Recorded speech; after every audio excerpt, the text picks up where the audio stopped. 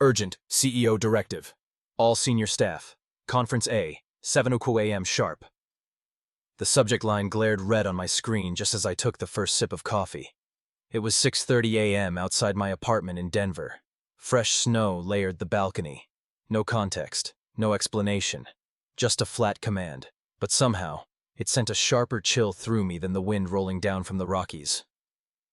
Solentra's headquarters sat in the heart of Denver Tech Center, a 16-story glass tower reflecting a sky that hadn't quite made up its mind between dawn and frost. Inside, bright lights, neon quotes like "Data is the new oil" stuck on walls, and the scent of peppermint diffusers tried to make the place feel like a campus. But beneath the sleek surface, the heart of the company still pulsed in the server rooms below, systems I had built line by heartbeat. I'm Julian Moore, 41, Chief Systems Architect. Though after today, probably not for long. Carl Whitman, our CEO and co-founder, had once written code beside me on a folding table in a converted warehouse. Now he mostly shook hands and sent memos. Then there was Reed Halston, our freshly imported CIO, a man who looked like his eyebrows were constantly scanning your brain for inefficiencies. And somewhere on the periphery now hovered Sloan Whitman, Carl's 25-year-old daughter, fresh out of UCLA's MBA program, armed with TikTok confidence and the power of bloodline. That morning in Conference Room A, Carl skipped over small talk. He dove straight into phrases like next-generation transition and strategic restructuring. Reed stood beside him, nodding like a priest at a silent funeral. And though no one said my name, I could feel the red X being drawn over my chair. Carl clicked through slides, profit charts, cost analysis, and finally a stark red bar labeled Legacy Infrastructure Burden. That was me. Then came the sentence I'd been dreading. We're excited to welcome Sloan into a formal leadership capacity, bringing Gen Z perspective into our architecture layer. No mention of my 12 years. No acknowledgement of the platform that ran $2.3 billion daily. Just buzzwords and a blonde smile. We'll share details of the transition plan this weekend, Carl concluded. A dozen heads turned. That's when the door at the back opened and Sloan walked in, bright-eyed, dangling a visitor's badge, phone in hand, mid-Instagram story. She waved at the room like a pop-up CEO. The moment she stepped in, I knew. This wasn't about change. It was about replacement. As the room emptied, Reed patted my shoulder. Julian, we'd love for you to support Sloan's onboarding. Just high-level stuff for now. I nodded with the kind of flat smile people wear when they're bleeding beneath their shirts. Back at my desk, I opened a private terminal and keyed in a simple command. Bash Sao Chepchin Sua init safeguard protocol check, status, active. A protocol I had built in 2019. A kill switch embedded at the system's core, just in case someone ever tried to hijack the architecture. As I walked past the glass corridor, I saw Sloan and Carl laughing together. Her voice echoed. Her phone camera glowed. Whatever this was, it had already begun, and I realized, if they wanted to chase a new wind, I'd let them, and I'd make sure they felt the storm. During the morning technical sync, I got a ping from Evan in DevOps. Dude, CEO's daughter is live streaming from the server room. I opened Instagram. There she was, Sloan Whitman, twirling around in a pastel blazer. So this is where the magic happens. Like data and stuff. Whatever. In the corner of her shot was a system architecture map I drew by hand 5 years ago. My stomach dropped. Level 12 of Solentra HQ had been redesigned to mimic a Silicon Valley innovation hub. Open floor plan, LED panels, cold brew on tap. The scent of lavender mint and motivational posters made the place feel more like a WeWork than a financial data center. But beneath the shine, the system pulsing beneath their feet still ran on the logic and paranoia I'd hard-coded into it. Sloan, UCLA MBA, brand new MacBook, oversized rice blazer. Her badge said visitor, but her attitude said successor. Trailing behind her was Reed, eyes scanning, iPad in hand. I stood watching them, knowing I wasn't part of the tour. I was the exhibit they were preparing to put in storage. That morning, Reed leaned over my desk. Julian, think you can give Sloan a walkthrough of our architecture? Just high level for now. Sloane, still texting, added, "Honestly, this legacy stuff is so outdated. We should totally cloud it up." The way she said legacy made my bones feel like fossils. And she wanted to cloud up a system monitored by federal regulators? I brought them into the simulation room. I showed the flow, from input layers to encryption cores, redundancy buffers, and regulatory compliance filters. Slide after slide, she interrupted with, "Couldn't we just Zapier some of this? Why do we need multiple backups? What if we just used spreadsheets with macros?" This wasn't onboarding. This was watching a toddler try to pilot a jet. After 3 hours, she beamed. "Okay, so it's basically like a giant Excel sheet, right?" I looked at her for a long moment.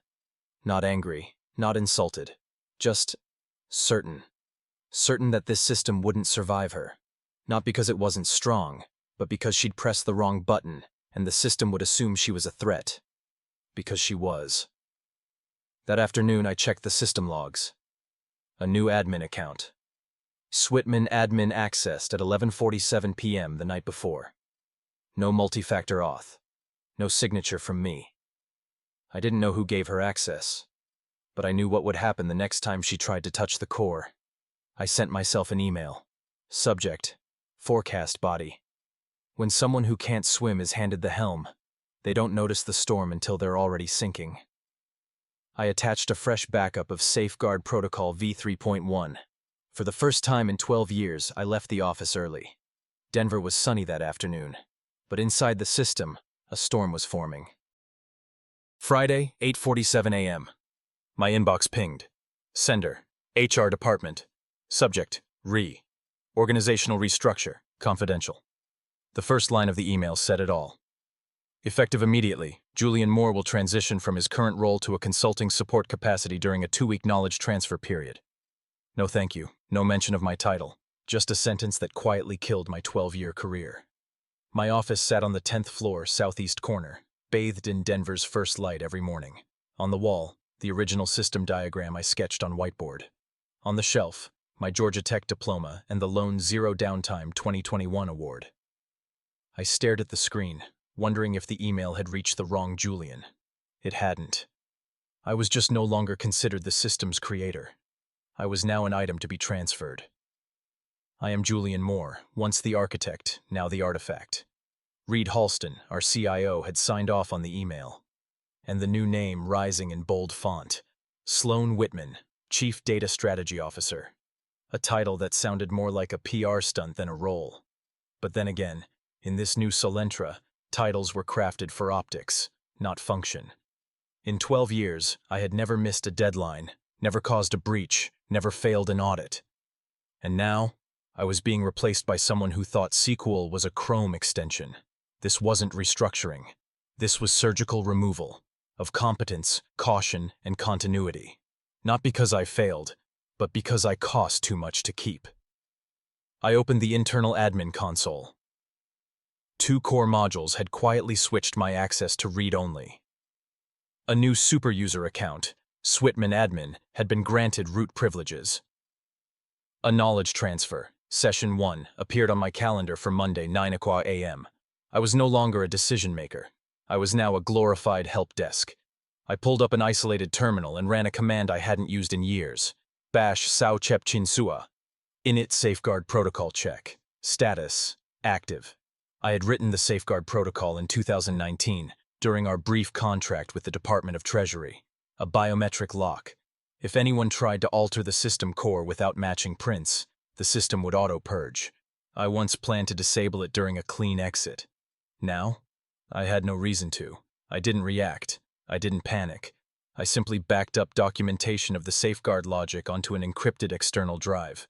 I labeled the drive NEPA Baby 2024, not out of spite, just poetic irony. When I checked the logs again, I saw that Sloane had logged in at 11:47 p.m. the night before. She was already exploring things she didn't understand. Carl passed by my office later that afternoon. He smiled, extended his hand. "Julian, we really appreciate your service. You've built something truly irreplaceable." I shook his hand, silently. Inside, I replayed the word he'd used. irreplaceable. Yet here I was, being replaced. I turned back to my desk, opened a drawer, and pulled out an old photo of me and Carl from 2011, the day the platform first launched. I flipped it over and wrote in Sharpie, "Some systems protect themselves better than their creators." Saturday, 2:13 a.m. I couldn't sleep, so I checked the admin logs. An alert flashed. Alert. Unusual access detected. User, Ralston Root. Module, infrastructure and architecture maps. He was searching for my blueprint. He just didn't know I was watching. My studio apartment in Lodo was quiet, the only light coming from my monitor. On the wall hung printed diagrams of the Solentra architecture, the very ones Reed was now trying to reverse engineer. The scent of burnt coffee lingered. Some men feared death. I feared someone tampering with design without understanding design. Reed Halston, the CIO, wasn't sloppy. He didn't demand. He infiltrated. And right now, he was navigating folders I'd long left behind, ones filled with backups, fallbacks, and false doors. I knew he wasn't acting alone, which is why I kept digging. In the admin file server, under Strategic Planning 2024, I found a PowerPoint presentation. Title: Infrastructure Transition Roadmap, Confidential. Created by Ralston. Reviewed by C. Whitman. And with that, the truth finally had documentation. Slide 3. Internal mapping of all systems. Slide 6. Salary optimization. Target, $150K. Slide 9. Externalization via Zentrin Global. Slide 12. Phase 4. Retire legacy. Architecture and personnel. In the notes section. Projected cost savings, $185,000 annually. More J. I wasn't a human, I was a line item. I printed the slides, all 34 of them. They had been planning this for 3 months, long before Sloan started posting desk selfies. I cross-referenced logs, saw procurement orders for new servers. I found emails to a knowledge extraction firm. They weren't replacing my system. They were replicating me. Before deleting me, I sat back, oddly calm. Anger was gone. Clarity had taken its place. I reopened the safeguard protocol specs. Double-checked every line. Biometric lock. Self-erasure logic. Countdown initiation on breach. I whispered, half joking, "Activate the insurance policy." At 9 a.m., I walked into a Best Buy in Cherry Creek. Bought a brand new laptop. No VPNs, no sync, no traces. Back home, I created a secure sandbox. Started running test simulations. No sabotage, no destruction, just readiness. I named the working folder, Let Them Learn. So basically, this is just a giant Excel sheet, right? That sentence, spoken so casually, so confidently, left her lips somewhere between slide 3 and 4. Sloan Whitman, MBA, MacBook Pro, blazer in dusty blue, and a venti cold brew. I didn't answer right away. Some questions don't deserve answers. They deserve consequences. Conference room B, 8th floor, panoramic windows overlooking Denver Tech Center. I arrived 15 minutes early, prepped system diagrams, printed flowcharts, and even included a simplified outline of federal compliance layers. A standard handoff. Only this time, I wasn't onboarding a junior engineer. I was tutoring the person who'd taken my chair. Sloan walked in 20 minutes late, still mid-phone call. "Yeah, babe, after this boring onboarding thing we can hit Cherry Creek." She ended the call, smiled with glossed confidence, unboxed her untouched MacBook like it was an accessory. "So, where do we start?" I was wearing my best shirt and my father's old tie. Not for them, for me. I started with architecture basics. How transactional data flows through input layers, into encryption modules, through integrity validation, then into deep storage clusters. Sloan interrupted almost instantly. "Why don't we just move this to the cloud?" I took a breath. To migrate $850 million worth of federally regulated financial data to AWS would take a minimum of 18 months and require clearance from 4 agencies. Implementation would cost around $42 million. She raised an eyebrow. "But it feels inefficient." "Efficiency doesn't come from feelings," I said. We walked through diagnostics, log interpretation, server health checks, standard stuff. She asked, "Can Zapier automate these alerts? Do we really need this many backup layers? Can we consolidate this with Notion?" I remained composed, but internally I realized this wasn't knowledge transfer. This was system euthanasia. Near noon, she leaned back, smiling. "Honestly, I think I'm getting it. It's like a really big Excel spreadsheet, right?" I looked at her. Not angry, just certain. I knew then that she wouldn't destroy the system with malice. She'd break it out of ignorance. And the system, well, it was programmed to defend itself. That afternoon, I got an email from Reed. CEO would like to debrief. Sloan had some feedback on today's session. Of course she did. I didn't need to ask what it was. She didn't understand, and when that happens, the fault doesn't fall on the learner. It falls on the teacher. Or at least, that's the narrative they'd prefer. I stood up, left conference room B without a glance back. Outside, the Denver sky had begun to cloud over. The handoff was complete. All the pieces were in motion. But they hadn't handed over a system. They'd handed her a weapon, one that could erase everything with a single misstep, and she had just placed her finger on the trigger. "Let's raise a glass to new beginnings." Carl lifted his cup of sparkling water with the forced enthusiasm of a man selling a lie to a room full of people who already knew the truth.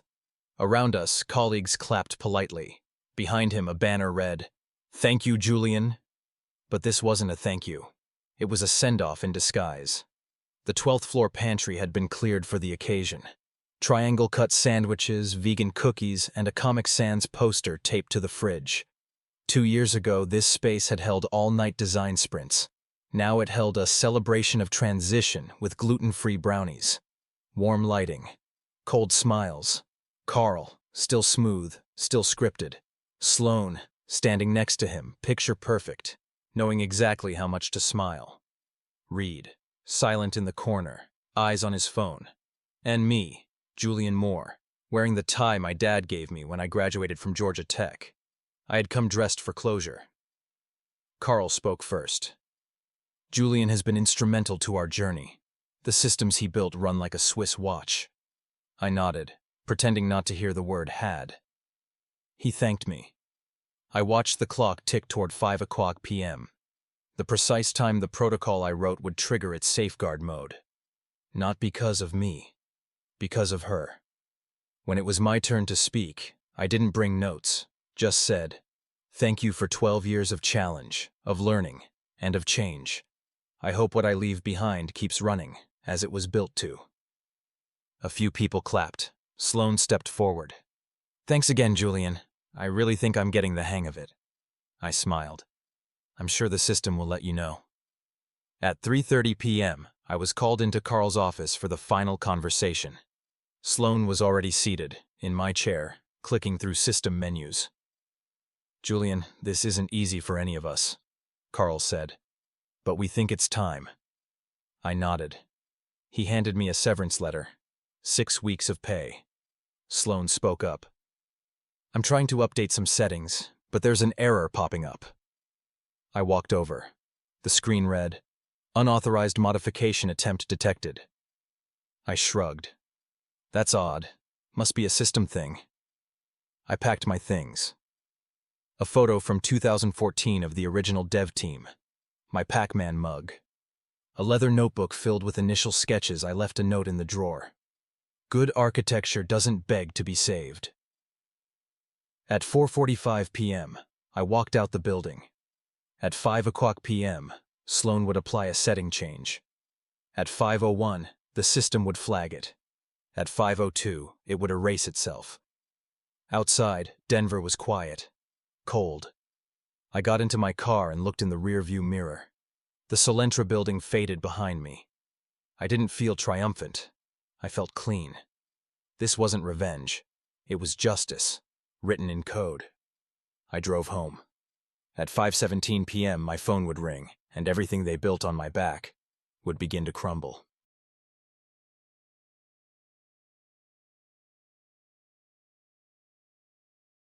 At exactly 5:17 p.m., my phone buzzed. On the screen, Reed Halston.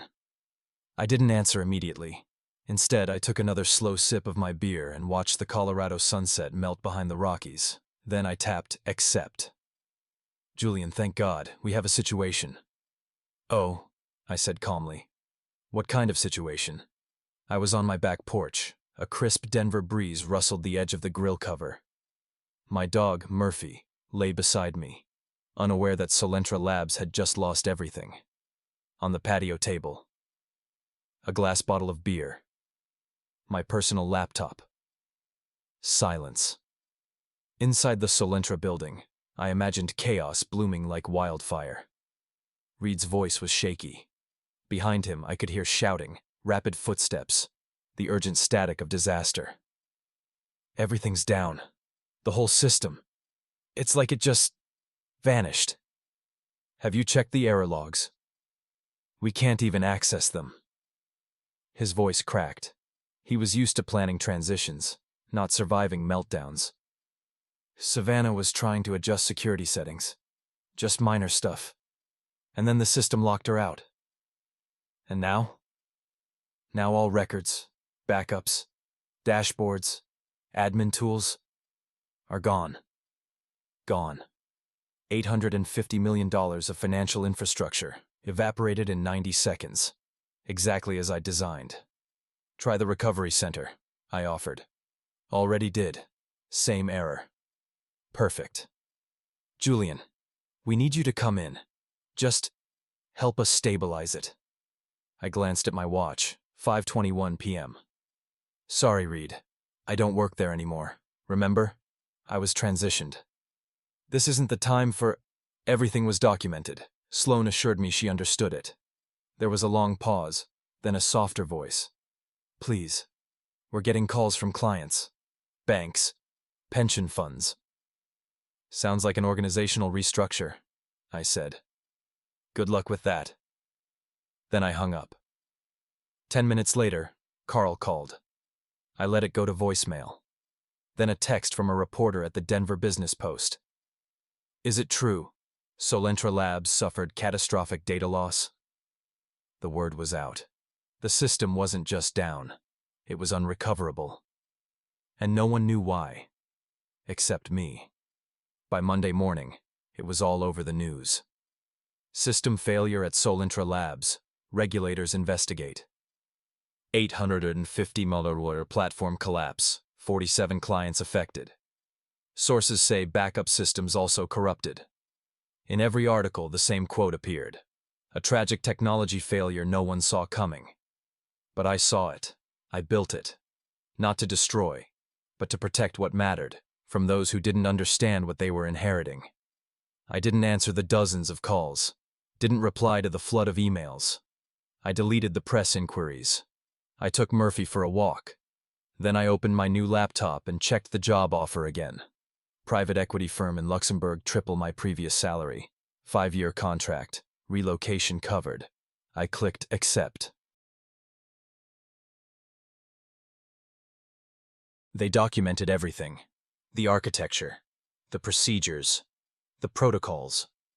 But they missed the most important part. Why it was built the way it was. And what would happen if they tried to take it without understanding it. Tuesday afternoon. I drove past the Solentra Labs building one last time. Through the glass lobby, I saw boxes. Stacks of them. People packing up desks. Sloan nowhere in sight. The food truck that once parked outside every Friday. Gone. The building that once pulsed with ambition now stood like a mausoleum. 12 years. I gave them everything. Nights, weekends, birthdays, optimizing performance, preventing breaches, defending data like it was national security.